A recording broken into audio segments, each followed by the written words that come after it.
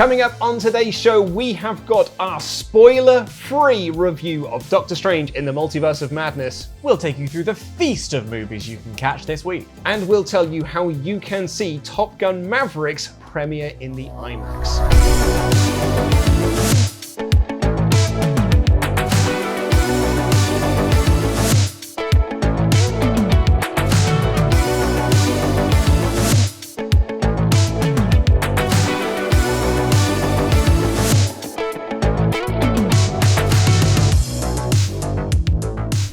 Hello and welcome to What's On at Cineworld Cinemas in the Multiverse of Madness. I am Luke Owen, or am I? And I have a small rash that I need to deal with, a scarlet itch. Dan Layton. Because... Yeah. Is that again you did tell me you didn't get to sleep until like 4 a.m. It was mainly that, yeah. I was like, what can I play with this time? And then I realized it was right there for the taking. That was the most sort of sanitized version. Okay, so let's dive into it. Doctor Strange in the Multiverse of Madness Is a film. This is a spoiler-free review. So we're going into no spoiler territory here. You are all safe. Yeah. Everyone in this office has exited the room because they are worried. Not so much me, but you are just going to... I'm a loose cannon. just going to say something. Yeah, you have no idea. Yeah, because you might have said something like Doctor Strange. And... Yeah, and it's a good job that we aren't saying anything like that. Yeah. So let's review this film completely spoiler-free. Okay. First impressions. Actually, and it's not even first impressions because you've seen it twice now. What am I? It's super special. Super special. So I've seen it twice. I got my tickets day of tickets being released because I was like, I can't miss this movie. I want to see it. I want to see it on my favorite screen. And then I was reminded just how special I am, and they invited me to the multimedia screening, the Multiverse of Madness media screening. Yeah. And so I saw it then, and then we just saw it again moments ago. We have actually just left the cinema to come and record this. Yeah. So second opinions for me. Thumbs up for podcast listeners. Yeah. Thumbs up. This is a thumbs up movie from me as well. Never have the words directed by Sam Raimi felt so apropos for a movie. Yeah. I saw, I think it might have been the Hollywood Reporter's sort of like headline review of it was like, it's Doctor Strange meets the Evil Dead. And like, I'm an evil head. What? Yeah. I absolutely love Evil Dead 2, and the Army of Darkness, and all the other stuff they've done around it, video games and whatnot. Yeah. So I am like, there were so many moments in this movie where I was like, oh yeah, this is directed by Sam Raimi. Yeah, and it's interesting. So I saw the first 20 minutes ahead of an interview I had to do. Because you're special. Because I'm very special. And within the first moments, I was like, oh yeah, this is a Sam Raimi movie. Yeah. And I don't know too much about the Evil Dead stuff because I'm not really good with the horror. But from the Spider-Man, It has actually a lot of Spider-Man energy to it, that original trilogy. Probably less so the third one, but certainly 1 and 2. It's got massive Spider-Man energy to it. Yeah. And there were sometimes where the camera moved, the way that it would go onto people's faces. There was even like reuses of like Evil Dead style shots. Really? Because this is a horror movie. It's a horror film. Yeah, I'm on my best behavior, so I'm very much taking your lead. But when you give me the cue, I'm going to run with it. This is surprising in the way that it leans into the horror tropes in a way that we haven't seen in the MCU. We've had moments of what the BBFC might call mild peril several times over the course of the past 10 or so years. This movie takes the horror genre and the tropes of it and how audiences are what audiences know of horror over the years, how audiences have come to expect things, and just goes, we're going to play with all of those things. Yeah, it is a horror movie within the MCU. Like the BBFC, you mentioned them earlier. Like they've just put up some tweets being like, the film is out today and it is rated 12A. Yeah. But it's quite scary. Yeah, it is quite scary. It's quite scary. So you may want to like read our blog post we've got about it because this might be your kid's first introduction to the horror genre. And even though it is playing on things that, yes, if you are an aficionado like yourself, you'll know. If you don't know, I have watched enough horror, even from where I, have to hide, to know when certain moments are coming. Yes. So I am prepared. If you're unprepared, this could actually genuinely give you a bit of a fright. I will say, for anyone who is of a nervous disposition, who jump at a crisp packet opening too loudly, was able to watch it only hiding once. Yeah. Twice. There were Three moments. times. There were moments where I was like, yeah, this is quite scary. Yeah. But it is also controlled. Like it's not too scary.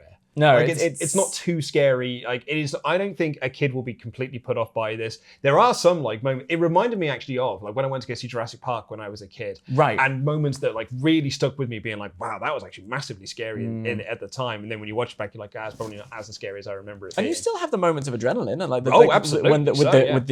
In Jurassic Park with the water when it bubbles. Yeah. Like, the raptor sequence at the start. Is still very and scary at the end to this day. Yeah. So like that was a PG. Now we've got the 12A, and I think it is very much a 12A horror movie. So there's nothing like, I don't think they've gone too far with it. No. But you mentioned something there. I was thinking about this while watching the movie.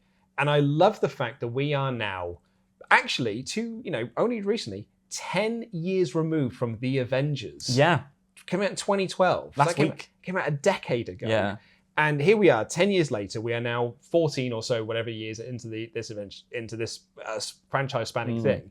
And I'm still sat there being like, we haven't had a movie like this in the MCU. Yeah. And I said the exact same thing about The Eternals. Haven't had a movie like that in the MCU. While it was divisive, we haven't had a movie like that. Well, what's interesting... And Spider-Man, No Way Home, is another movie where I was like, we haven't had anything like this in the MCU. I would go further back slightly and point to Ragnarok, because I think Ragnarok, and I'm on my Thor train again, but Ragnarok was very much a Taika Waititi joint. Yes. Oh, yeah. And I think that there is something interesting in... as a result of the completion of the Infinity Saga, Feige has gone, okay, auteurs, that's exactly do your thing. it. That Eternals is very much Chloe Zhao. If you've seen Nomadland just beforehand, you'll see the parallels between them. Guardians of the Galaxy is so exactly so James Gunn. Yeah, and these things can be quite, other works of theirs can be quite separate. Like Nomadland is very different to Eternals, but you can see the same footprint. The same thing is in this movie with Sam Raimi, I think. Yeah, there's many moments in this. Like, I said to you when we came out of the screening, I was like, wow, that's a film that just starts in the third act. Yeah. And just carries on, just being in the third act. And there were moments, like, during the movie where I was, like, trying to think back to the trailer, being like, have we had that moment yet? Have we had this yet? And there's so many, like, it's not even twists and turns, but there's kind of like, I think I said this in the Spider-Man review as well. There are moments, like, you're not expecting this to come. Like, you are not expecting it to go down this direction, even though there are moments in the quote-unquote third act that are in the trailers that you're still like, I wasn't expecting it to go in this direction. I wasn't expecting this to go over here. Because often trailers can serve as dampeners for excitement in as much as they can serve as excitement builders. I remember when I saw Skyfall, I had seen a clip, spoilers for Skyfall, 10 years. I had seen a clip of... M and Bond finding a vintage Aston Martin. And that came after a moment where I was like, ooh, which of these characters are going to survive? So I knew they were going to survive. Yeah. So my investment wasn't there. This movie does have those moments where I am sat there watching going like, but I've seen a shot that hasn't come back yet. And rather than it being like, so I'm not worried, I'm now going, how are you going to bring that in? Yes, it's an excitement. That's exactly it. Right? Yeah, I had the exact same thought process, and actually, some of the rumors that have been circulating around the movie that like we've been talking about a lot on this show here that we don't know what was going to happen, and you said to me there was a TV spot that sort of like revealed one of them, which I am stunned by. So I would say, be careful. After having seen it the first time and frankly living throughout, there was an element of euphoria in the room, as there often are on these first set of screenings for these Marvel movies, which is why it's so much fun to go and see them in the opening weekend. That was on Tuesday. Then there was a day of nothing. It was a void, blank void, during which I was watching a few things and I was seeing what was out there. And I did see that there was a TV spot that had some moments from the movie that I was shocked to see released. I don't know if that was released in the Western market or where, but I was like, these are out there? Yeah, I'm stunned to hear that those TV spots exist. So tread lightly. Until you've seen the movie. You're in the right place here, because we are spoiler-free town. Have I done all right so far? You've done very well because I keep getting a bit nervous. Well, okay. can we just talk about Elizabeth Olsen then? Yes, I would love to. Because, yeah, sure, this is called Doctor Strange in the Multiverse of Madness. Yeah. But this may as well be called Elizabeth Olsen's movie. Elizabeth Olsen, MVP of the MCU. Because this is... I mean, she has been great throughout the MCU. Yeah. But then WandaVision was like a whole new level of great. And now this is an exceptional performance. Yes, it really is. And I have to say, in Age of Ultron, wasn't wild on Because the accent. Pietro and Wanda. The accent, kind of. For me, more than the accent, it was all of this business. It was like she was doing like GCSE drama. Anyone who studied GCSE drama has done that kind of, I'm going to be magic. And it's like, oh, come on. Yeah. I didn't really vibe with it. Because they didn't really know what it was. Yeah, I was like, sure. And then... I think the filmmakers didn't really know. I don't think Joss Whedon knew what the magic looked I agree. like. And then, and that's the thing, you do find, and that's one of the to the benefit of the MCU, is they can figure them out as they go. The same with Thor is very different to OG Thor, because they figured out what makes Thor tick. Now, with Wanda, as each film has gone, Civil War into Infinity War, which for me still contains a moment that makes me cry. Oh, yeah. Then through WandaVision, which I was astonished to adore. I didn't know that I was going to love it as much as I did. I made a video of it on my channel, sort of talking about why it worked so well and why it was so timely. Her performance is central to that. And she carries that goodwill. And she has taken that character from one that I could have taken or leave to... Have to see. MVP. Must see. Yeah. And she is must see in this movie. She made me cry in this movie. Yeah, it's remarkable. It is an incredible performance. You know that bit that's in the trailer where she's just like, that doesn't seem fair. Oh my, I think about that on the daily. Sometimes I do it in front of the mirror because it's fun to practice. When that moment came up in the movie, I was so excited to see it again. Yeah. And then from there, it's just bang, bang, bang, bang, bang. It is absolutely incredible. Like, Benedict Cumberbatch is grand. Yes. But he is Benedict Cumberbatch. He is doing the same Doctor Strange that he was doing in the first Doctor Strange movie. And he's very consummate. Yeah, absolutely. The character is very strong. I said to you, hopefully this doesn't stray into territory. I don't see Benedict Cumberbatch. I see Doctor Strange. I see Stephen Strange every single time he's on screen, except for one brief moment where we see a Strange with no beard. And I'm like, Cumberbatch, what are you doing here? Yeah. That was very bizarre for me. Yeah, I didn't like that one at all. Yeah. I could have done without beardless Benedict Cumberbatch. But he knows what he's doing. He's very good at it. And yet he is outshined. And that's credit to her rather than a slight on him. That's what I was going to say, because Benedict Cumberbatch is grand. Benedict Wong, absolutely love him. Yeah. And Wong has become, I don't think he was supposed to be this pivotal to the MCU, but has now become this sort of like, he did. And it's just like, I now have to see him in more movies. And Xochitl Gomez is, she is almost the person that steals the movie away from Elizabeth Olsen. Oh, hugely. It's a very, very tight, detailed performance from someone I am furious to learn has just turned 16 years old. That is because they keep talking about her being a child in the movie. Yeah. But I never believed it. No. And I think that's only because she's so good. Yeah. I never thought, well, that's a child actor. There's nuance in it. There's depth in it. There are moments of that. Often with the script, one of the welcome to Inside the Actor Studio with Dan Layton. One of the key difficulties of acting is taking a line and making it feel like it came off spontaneously. And in Marvel, that's often incredibly difficult because these lines are comic book lines. She does it in this film, which is really impressive. She is, you're right, the one who might pinch it off Olsen, but it is Elizabeth Olsen's movie. I think that those two are just absolutely incredible in the movie. And I suppose the last thing I wanted to discuss before we do move on, because so we walked back from the cinema to the office so we could film this, and we were going heavy into our spoiler-filled chats and stuff. We were starting to get very animated. Safe and no one was around us. Safe that no one was around us. And then producer Rich showed up and we were like, shh, stop talking about it now because we could keep going for an hour. So but the last thing I wanted to say that's not going to take us into spoiler-free, it's taking us into spoiler-filled territory, is a conversation that you and I had about embracing the silliness. Yes. So if I may. Yeah, go, please. In 2019, the Met Gala had a theme. It was camp notes on fashion. And as is the way with the Met Gala, nobody understood the assignment and everybody got it wrong. No one seemed to be able to understand what camp was. Doctor Strange in the Multiverse of Madness is the epitome of camp. And it leans in, and that makes it brilliant.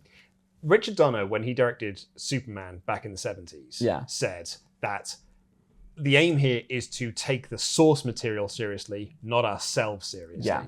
And I think comic book movies, probably since not the late 90s, actually, I think probably the 2000s, probably the mid 2000s to maybe, I don't know, late 2000s, maybe the mid teens and stuff, fell into this trap of just like, well, no, but these are serious movies and we have to take things very, very seriously. And oftentimes that results in some really good stuff. Dark Knight trilogy is very good.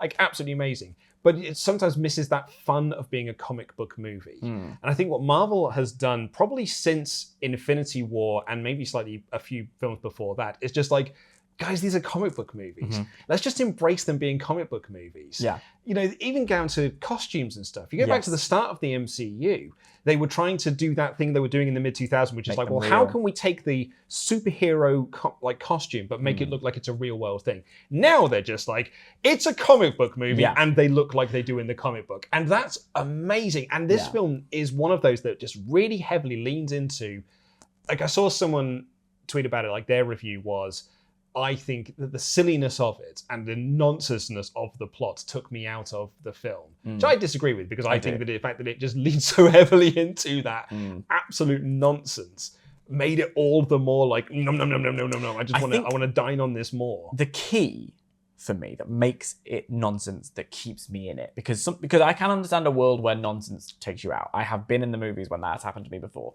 There is something in this movie that keeps you in it, and I think the key is that it is earnestness, which I spoke about when we were talking about Spider-Man No Way Home. Something that happens at the end of that movie is an incredibly earnest bit of Hollywood filmmaking. There was earnest Hollywood filmmaking in WandaVision.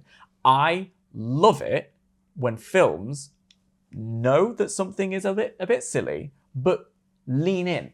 They embrace it. Elizabeth Olsen delivering that line that we love so much is leaning into it. Yeah. There is a line in the movie that feels like she may as well have a speech bubble, and she delivers it well. She delivers it with a commitment to the bit. And exactly. I think it's taking the source material seriously, not yourself. When we think of the reason The Dark Knight did so well, it was taking something, the superhero genre at that point in like 2008 had been light, quite fluffy, and it took it to a gritty level. And there were still moments of humor in there, but it was very grounded, very real. And that did well for a while. And then that carried the superhero genre through. And I think maybe it's to do with the world we're in now, not to get too deep on Maine, but I think maybe it's to do with the world we're in now.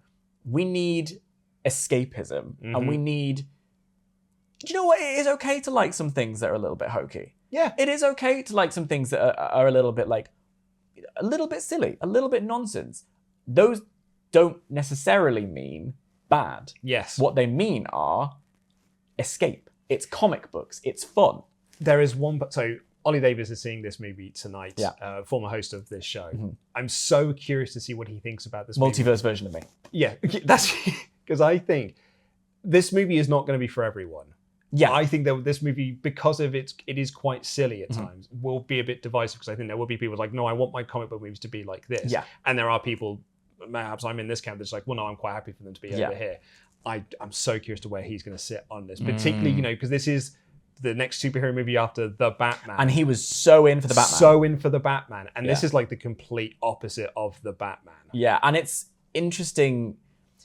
I think what carries both of them through is their commitment to what they're doing. Yeah. Like, The Batman is very committed to being this atmospheric, rainy kind of film. It's very committed to its rain. This movie is very committed to having fun, but doing it in a very serious way. Yes. If that makes sense? Yeah. I'm so excited to see it again. Yeah. Cannot wait to see it again. I mean, spoilers. We're going to go through everything else you can see in cinemas this week. It's my pick of the week. Yeah, mine too. I'm seeing it again tonight. You're seeing it again tonight. I don't know when I'm going to get to see it again, but I am going to try and make it next week. Yeah. Because there are bits I just want to re-see again. Yeah. There are certain key moments that I just want to re-see again. It's one that you're going to come back to. And I want to see Elizabeth Olsen again. Yeah. I love that headpiece.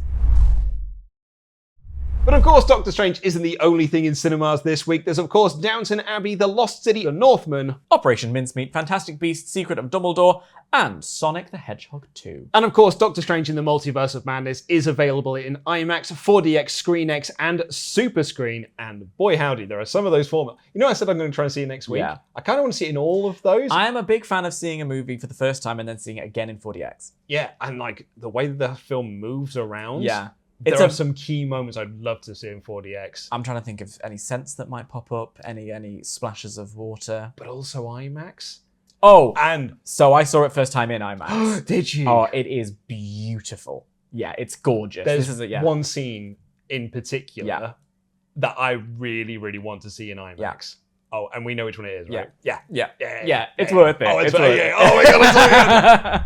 And this week's special James Bond screening is Thunderball, and it's available in the following locations: Basildon, Cardiff, Crawley, Edinburgh, Glasgow, Renfrew Street, London O2, Hemel Hempstead, Milton Keynes, Newcastle, Nottingham, Poole, Stevenage, and Sheffield. Thunderball always makes me think of the lottery. Yes, Yeah. I suppose in a way it does as well. And like all of these movies, we've talked about you want to see Doctor Strange as Yeah. many times as possible. Yeah. And an unlimited card is a great way to do Oh, that. television professional Luke Owen back at it again. And with that unlimited card, you get a taste card. But don't just take our word for it. Take these words for it. Get more with Unlimited. Now with a free taste card. Cracking deals. Like 2-for-1 meals. Or 50% off at thousands of restaurants. Join now and get your free taste card today. Tickets are on sale for Top Gun Maverick. However, Oh. we have got the special regional premiere screening of Top Gun Maverick in IMAX on May 19th. Stop. In IMAX. Planes in IMAX. Planes yeah. and landscapes in IMAX. And Tom Cruise. And Tom Cruise. Well, he's very small on that screen. Even then. Even in the on movie. IMAX. Yeah, he's a very, very little man. But no, this is... okay. I love IMAX, all right? I am a big fan of big screens and big noises. Top Gun Maverick is going to have it all, especially in IMAX. Yeah. Join us for this exclusive screening in IMAX on Thursday, May 19th, 6 days before its general release. They are on sale currently, and all proceeds from the screening will be donated to the Film and TV charity, which offers support to those working behind the scenes in film, TV, and cinema. And this screening will be at Ashford, Belfast, Birmingham, Edinburgh, Plymouth, Sheffield, and York. So not only are you seeing a film before it's released, Doing some good. you're doing some good in the world. Yeah. On May 26th at 7 p.m, we have a special event cinema screening of NT Live Straight Line Crazy. And oh my word, on May 10th, an unlimited screening of Everything, Everywhere, All at Once. I have my tickets. I haven't got my tickets yet. Get in. I need to get in there. Yeah. So I have seen, the trailers are like everywhere now. And, it's a multiverse. It's a movie. if you're into multiverses. Oh, it is, but like this is, I was like, oh, this is a bit different of a Yeah, multiverse it's gonna movie play as well, with it in a because very it's different not way. in a superhero format, right? And then a friend of mine, Tempest, who kind of does some work Yes, on our yeah. channels and stuff, he saw it and said, it's his movie of the year. I have several friends who have been to America and seen it already. I'm so glad that we're getting it, because there was Yeah. that time where we thought we weren't going to It get was it. squeaky here. bum time. It was a bit. Yeah. But thankfully we are getting it, and there's going to be an unlimited screening of this. So do get hold of your Cineworld Unlimited card so you can go to that screening. It's going to be big. And that's all we've got time for on this edition of What's On at Cineworld Cinemas. Please do click the links in the video description down below to catch up on any of the movies that we have discussed today, including Doctor Strange in the Multiverse of Madness. And if you enjoyed the waffle that we had here, there's more of it in the audio podcast version available on all podcast platforms. But until then, I have been Luke Owen, Scarlet Itch. and that's What's On.